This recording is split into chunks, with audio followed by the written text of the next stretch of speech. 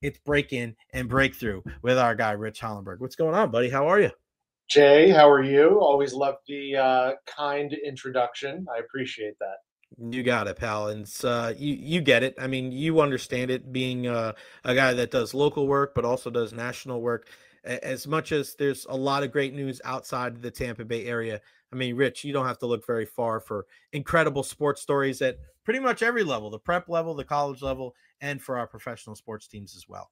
Yeah, you don't have to win titles or championships for this area to be called Champa Bay. I think that title engenders the sports media as well. And sometimes people look at us and collectively think we're a quote unquote small market for sports. And you know what? I, for one, am here for that. I'm Mhm. all about it. You don't need quantity, you need quality. And the Right. people we do have in this area, in this region, and I count you among those people, Jay, of course, I think it's all quality. So I've been proud to be a part of this sports media society in Tampa Mhm. Bay for the last close to 30 years now. And I carry that badge with pride. Well, you're certainly at the top of that list too, my friend. Thank you for the kind words. We'll talk some Rays in a second. Usually we talk about this on the back half. Let's talk about it on the front half. What's the latest break in and breakthrough? Again, you got to go check out Rich. Go to the website. I always have it up. I'm always sending people that direction. richhollenberg.com. Break in and breakthrough. If you're one of those people, an aspiring sportscaster or journalist of any type, if you're a young person looking to get into the industry, if you're somebody like myself that was coaching for 10 years. And then at 28, I wanted to get into the industry. Heck, I wish this was around when I was at 28, 12 years ago. But what's the latest? And I see all the time you're on social media and just, hey, this person was part of the break-in and breakthrough. People all over the country making waves and taking that next step in their careers. What's the latest? Well, we've hit a couple of milestones since you asked. We are now on the back nine of the fourth year that we've been doing these cohorts. They run every 2 months. It's an 8-week program. And at the conclusion of the most recent one, we have crossed 200 alumni who have Wow. come through the program over the last few years. So, really happy about that, really proud about that. I am now into my 21st cohort that I've conducted over that time, and it never ceases to amaze me. Every time I do it, I meet a new group of up and coming sportscasters. And the first thing I say to myself the night before we start is, oh my gosh, this is the best group I've had so far. I can't believe it. Mhm. And then that happens again. It's rinse and repeat. And that shows me one thing: there's still a lot of talent out there, and there's equal amounts of passion out there. And those are my two parameters. You don't have to have a certain reputation or a certain number of followers on social media. If you are talented and you have the passion to match it, to treat this industry like a craft instead of a job, then I'm here for it. And I want to help you accomplish your dreams. And step one is turning those dreams into goals. And that's one of the first things we do at Break In and Breakthrough. So it's been a joy. It's been a thrill. It will be my legacy when all is said and done, much more so than any game I've ever called or any team I've ever covered. Yeah, I'm with you, man. I mean, that's the big thing, and you see this in our industry is like everybody's smart, everybody's talented, right? You have to go out there. I always say, people ask me all the time, and it's really rang true after starting this podcast. Is it's not the games, it's not the athletes, it's not the events, it's the people that we work with. Like it's the people that our colleagues that become friends, and the experiences that you share with them because we're not fans at the end of the day, right? Where it's a different viewpoint, it's a different perspective. The way we cover things, the way we experience things, it's completely different. So to be able to have a class like yours for the let me ask you this: what's the biggest change from the first cohort to the one now? What's the biggest change as far as the curriculum? Is there something that you saw over time that you were like, I have to incorporate that into the curriculum because it has become more prevalent over time, or maybe something that you didn't think needed to be addressed that has been? What has changed the most on the curriculum side? Yeah, I think that's a great question, Jay. And really, not much in terms of the nuts and bolts has changed. And that's because I spent a lot of time on the front end coming up with a program that I felt was universal for all the different disciplines, whether you want to be a reporter or an anchor or a play by play guy. I've done and continue to do all three of those. So I felt really comfortable being able to share those experiences and that wisdom, for lack of a better word. I also wanted to make it clear in the name of the program, Break In and Break Through. It's not just for young college students. It's for people who have already got their first job or their second job and are wondering, how do I make the next step? So in terms of the fundamentals of the program, not much has changed. But to your point, Jay, I found it really educational for me as an old geezer in this industry now, 30 years burning down the road in sportscasting,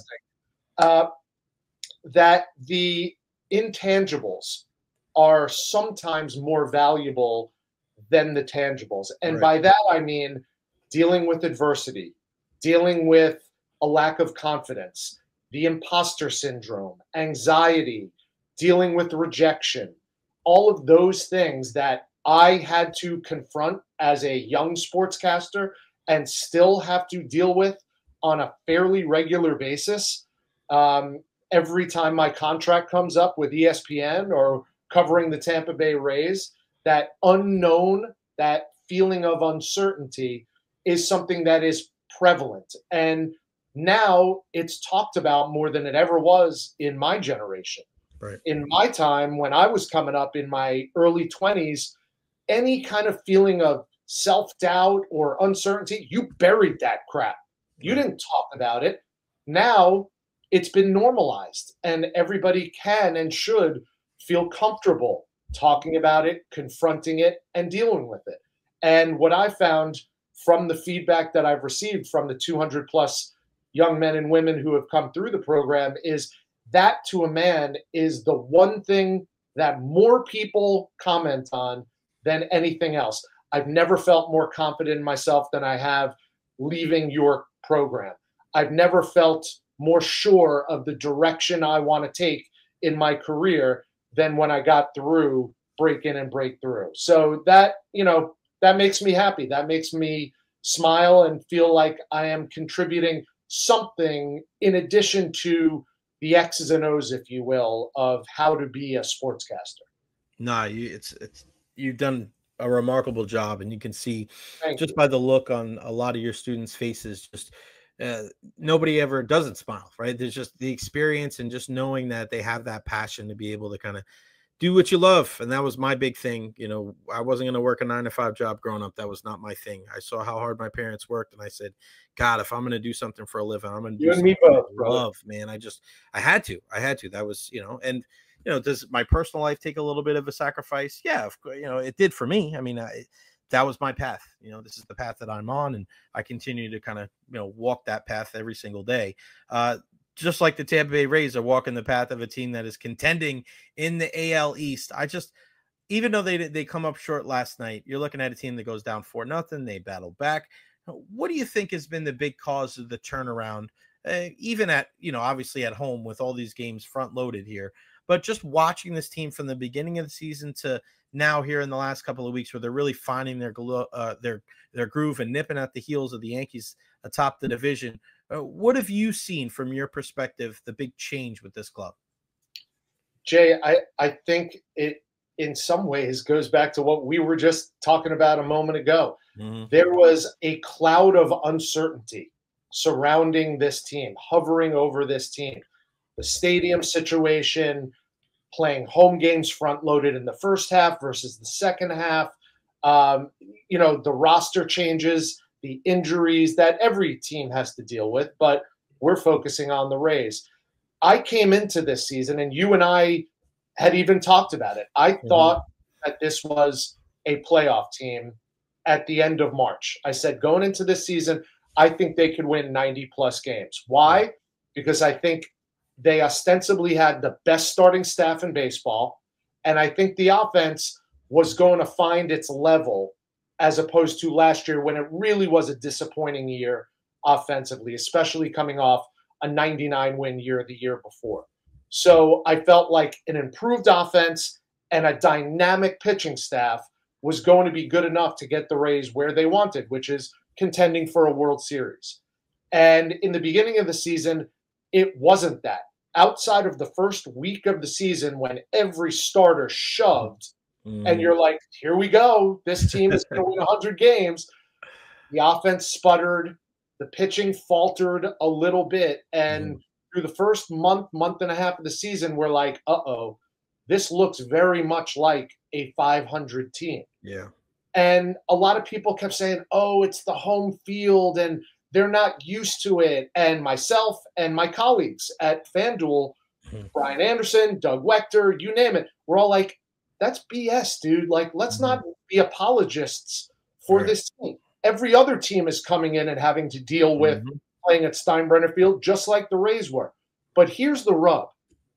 Not every team had to play the amount of games that were being played at Steinbrenner Field. All of a sudden now, little tread on the tires, and Tampa Bay clicked offensively. And you found that what everyone was thinking before the season started, bandbox of the stadium, no upper deck in the outfield, wind blowing out to Dale Mabry, the ball's going to be flying out of the yard. And all of a sudden, it started happening. So I don't want to say all of this was expected, because anytime you have a team that played as well as the Rays did in the month of June and even going all the way back to May 20th, you can never expect that or predict that. You could hope for it, but you would never expect it or predict it. But the way they played since May 20th, the best team in baseball, I think a lot of those markers were there before the season started. Yandy's going to have a rebound year. Brandon Lau is entering the season healthier than he's ever been in his career. Junior Caminero is going to have his first full season in the bigs. All of these things that are now playing themselves out. No one could have expected what we've seen from Jonathan Aranda. But that's what the Rays have always counted on. You need players, and I say that plural, you need multiple players to play at their optimum level in order for the Rays to contend for a World Series title. And right now, not to say that this is going to last for the rest of the season, but right now, just about everybody is playing to the best of their abilities.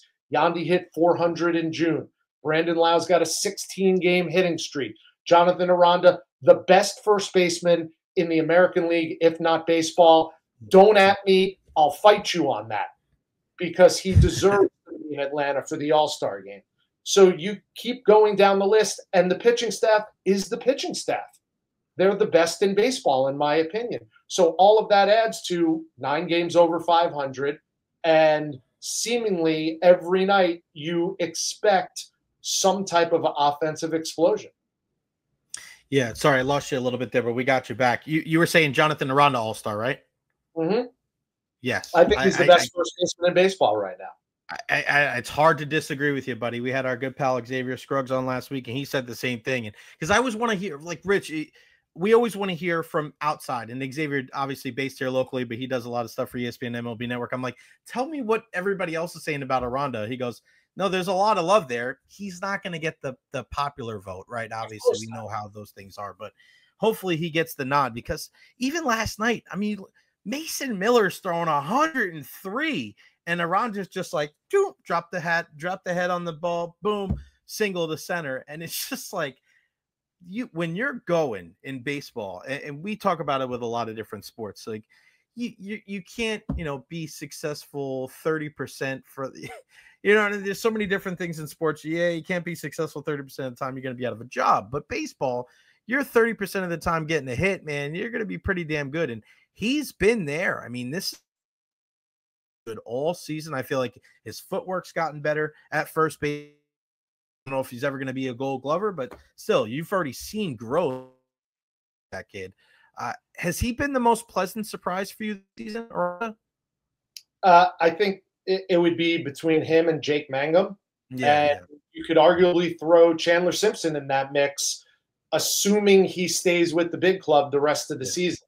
I mean, he got sent down not because of his own doing. He was tearing it up before he got sent down, so much so that they called him up a couple of weeks later. I think every season's going to have its fair share of surprises, but those are the three names that really jump to the forefront in terms of things you weren't expecting as much of and in the quantity of as we've seen from those three guys. And that's what makes a playoff championship caliber team is you have your best players play their best, and then you have some pleasant surprises that you, or maybe more importantly, the rest of baseball just didn't see coming. And all of a sudden you're getting kneecapped by the Tampa Bay Rays going, wait, who had 3 hits? Somebody named Jake Mangum? Yeah. What? Who stole 3 bases? A guy named Chandler Simpson? What are you talking about? And that's the beauty of this franchise, and it always has been. Shane McClanahan, what do you I feel so bad for him to not be able to be pitching every 5th day. I spoke to him a year and a half ago. He wanted to pitch last year. What can you tell us about Shane McClanahan? What do you expect from him when he gets back? I don't know if we're going to get him as the ace and the guy that's going to be going every 5th day and trying to pitch into the 9th inning. But, you know, if you had to put your Nostradamus hat on, what do you think we're going to see from Shane McClanahan in the 2025 season? I would expect nothing.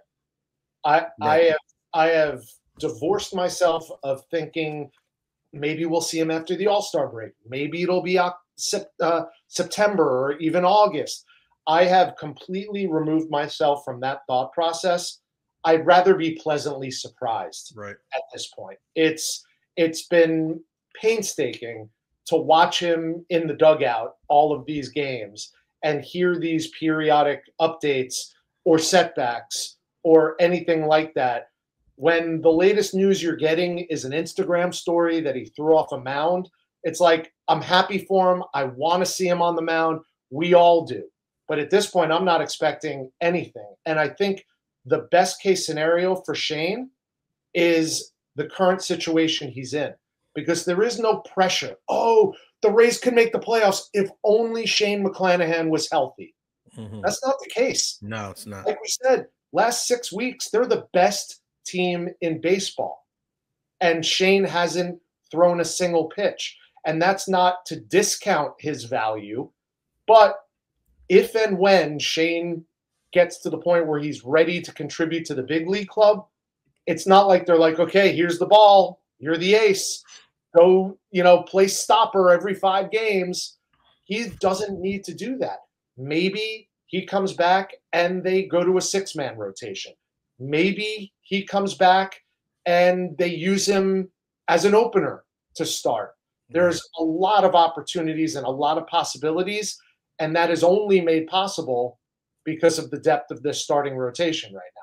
Don't forget, Joe Boyle has been dealing in Durham. So he's waiting in the wings as well. There's trade talk, rightfully so. Taj Bradley, Zach Littell. It's an embarrassment of riches. I call it champagne problems. That's what I would term this whole pitching and Shane McClanahan conundrum. It's a champagne problem. Every franchise would love to have to deal with this issue. Wow, we have a 2-time All-Star who is trying to work his way back and keeps getting setbacks. Well, at least we have the best starting staff in the American League to lean on until that happens. So there's no rush.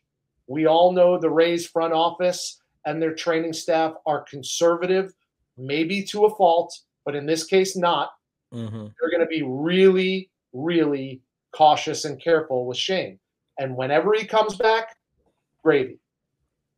What about a guy like Ha-Seong Kim? I mean, I feel like we're getting closer and closer and closer. Where do you see him fitting in? And unfortunately, who do you think they move, whether it's designated? Because, I mean, you think a guy, some people say, oh, well, Curtis Mead. Well, he's batting second against lefties, so it's hard to think that he's going to come out. Do they move on from Christopher Morel because he's out of options? So if you move on from him, you'd have to possibly DFA him or try to move him. Now you're kind of admitting maybe that the deal with Isaac Paredes didn't really work out the way you thought it was going to be. Again, probably more champagne problems having to get rid of a good player. But where do you see Ha-Seong Kim fitting in, and what do you think the corresponding move is going to be?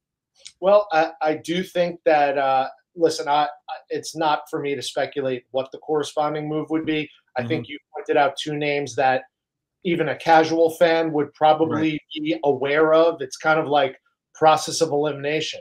The one thing I know is that they value Taylor Walls so significantly that he will have a spot on this roster regardless. Taylor Walls, for Rays fans who aren't familiar, Taylor Walls is Kevin Kiermaier.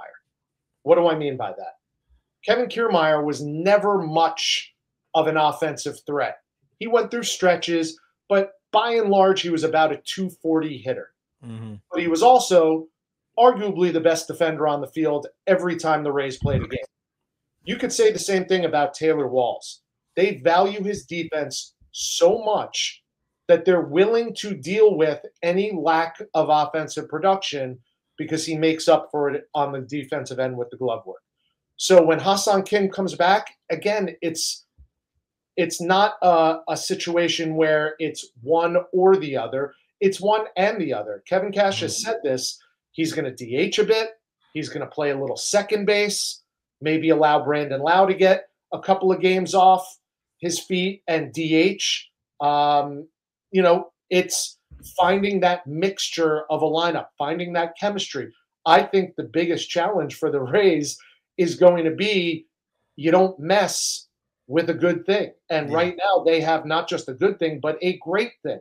So do you want to insert someone and be like, okay, Brandon, now we're moving you down in the lineup, or we're going to sit you a couple more days every week and take you out of this tremendous groove. By the way, Brandon Lau is a 300 hitter over his last 57 games. People are like, oh, 16-game hit streak. He's so streaky. Folks, he's not streaky. He's the best second baseman offensively in baseball right now. He's been hitting 300 for the last 2 months. So Brandon's not going anywhere. But the Rays are very hyper aware that it's a long season, that they're playing in situations, i.e. at Steinbrenner Field, that are brand new to them, and they want to play deep into the postseason. So if the worst problem they have is telling guys you're going to get an extra day off once or twice a week, I think that's what we're going to be dealing with. The only thing you need to be really careful of, and there's no way of knowing this until it's hindsight, is how is that going to affect the on-field chemistry of this team? Because I think the off-the-field chemistry, the clubhouse chemistry, that'll take care of itself. The Rays are tight. They're together. They're in it. But you insert any new piece, and all of a sudden the question arises, how is this going to affect the chemistry in the lineup on the field? And that just remains to be seen. Yeah, can't wait. It's going to be a tremendous finish to the 2025 season. What's the Hollenberg crew have in store for the rest of the summer? Absolutely nothing. And I say that meaning we're going to be busier than chickens with their heads cut off. Yeah. We're done with our travels. I had a rare opportunity to have a week off in June during baseball season. That has never happened in the 12 years that I've covered this franchise. So we took full advantage of that. And I have a family of 5 with 2 in college and 1 about to graduate after this year. So those opportunities to take a family of 5 vacation are fewer and farther in between than ever. So we took advantage of that. And the rest of the summer, it's about AAU basketball for my high school son. And in about a month, we're shipping the 2 Georgia Bulldogs back to Athens, Georgia. Wow. You're going to be an empty nester, buddy. Couple of years. Unbelievable, man. That's awesome. Any big basketball news stick out to you? Because we always got to talk a little hoops. Anything stand out to you over the last couple of days? I think the revenue sharing is a big headline. But I think that all it does for me as a basketball fan, I'm not even talking as a broadcaster, is kick the can down the road that there needs to be not just changes, but sweeping changes Right. at the NCAA level for not just basketball, but for all of college sports. And I'm stealing this from Jay Billis, but Jay said the NCAA does a fantastic job of putting on its championships, but everything else they need a lot of work. And that's how I feel. Yeah. I think if we keep going down this road where it's unfettered spending and NIL, drinking out of a fire hose, Yeah. I think the NCAA as we know it is going to cease to exist. And there's going to be a group of investors who are going to come in talking specifically about college hoops Mm-hmm. and say, we're going to pay every team $5 million to compete in our tournament in Las Vegas and screw March Madness. I think Right. in our lifetime, we could see the end of what is the best postseason tournament in all of sports, professional or college. Mm-hmm. And that would be the saddest of sad days. Yeah, I'm with you. And I think there are sweeping changes that need to be made in order for that not to happen. I couldn't agree with you more, man, because I look at it and what if the college football, what if the teams separate from the universities, right? What if college football and Ohio State, Alabama got, 5 or 6 of those teams go one way, and then college hoops, Duke, North Carolina, Kansas, and Kentucky, Michigan State, they're like, all right, well, we're going to do this and we're not going to play. It's not going to be the same. Like, it's going to be completely different. So I'm with you, man. It's the Wild Wild West.